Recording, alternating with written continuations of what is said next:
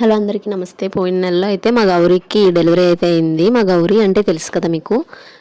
మేము ఆల్రెడీ నేను ఒక వీడియో అయితే పోస్ట్ చేశాను. డెలివరీ అయినప్పుడు చాలా కష్టంగా జరిగింది డెలివరీ టైమే. దానికి మేము దూడ అయితే అప్పుడే బతుకుతుంది అని అనుకోలేదు. ఎందుకంటే అడ్డం తిరిగిపోయింది. దానికి డాక్టర్ గారు వచ్చిన తర్వాత కానీ డెలివరీ జరగలేదు. ఇంకా అలా కష్టంగా డెలివరీ అయిన తర్వాత ఆ దూడకి మేము వైష్ణవి అని పేరు పెట్టాము. అది కోలుకోవడానికి అయితే చాలా రోజులు పట్టింది. అంటే వెంటనే నెక్స్ట్ డే చాలా చక్కగా తిరిగింది మొత్తం మా లోపలంతా కూడాను. తర్వాత రోజు నుంచి ఇంక దానికి జ్వరమే. తర్వాత గౌరికి కూడా ఇంక డెలివరీ అయినప్పటి నుంచి పాలు రెడ్ కలర్లో వస్తూనే ఉన్నాయి. ఇంకా అవి ఇప్పటికి కూడా చేంజ్ అవ్వలేదు.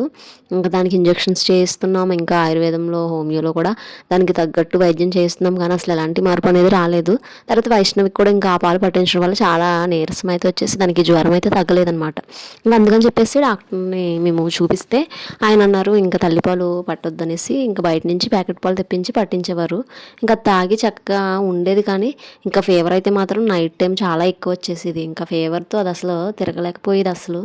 ఇంకా అలా ఉన్నప్పటికీ నీరసంగా అలా ఉండేది. ఓఆర్ఎస్లు అవి పట్టమన్నారు. ఇంకా అలాగే చూస్తున్నారు కదా ఇక్కడ మేము లిక్విడ్స్ అవి కొంచెం పట్టించేవారు. తర్వాత చాలా అంటే చాలా నీరసం అయిపోయింది. 2 రోజులు అస్సలు లెగలేదు. కళ్ళు కూడా ఇంకా పైకి ఐబాల్స్ కూడా పైకి వెళ్ళిపోయి ఇంకా మొత్తం అంతా కూడా చాలా నీరసం అయిపోయి ఇంకా ఊపిరి కూడా చాలా కష్టంగా తీసుకుంది. ఇంకా లాస్ట్ స్టేజ్ అనమాట నేను వీడియో తీసింది. ఇంకా చనిపోయింది. అలా అసలు ఎందుకనేది కూడా మాకు తెలియలేదు. మాకైతే ఇది 3వ దూడ పుట్టి చనిపోవడం. అసలు ఎందుకు ఇలా అవుతుందనేది మాకు తెలియట్లేదు. ఒకవేళ అసలు దూడలు ఎందుకు చనిపోతాయి సరైన కారణాలు తెలిస్తే కనుక కామెంట్ చేయండి. ఫస్ట్ టైం మన ఛానల్ చూస్తున్న వాళ్ళు సబ్స్క్రైబ్ చేసుకోండి. నాకు కారణం అయితే అసలు ఎందుకనేది తెలిస్తే కనుక కామెంట్ చేయండి.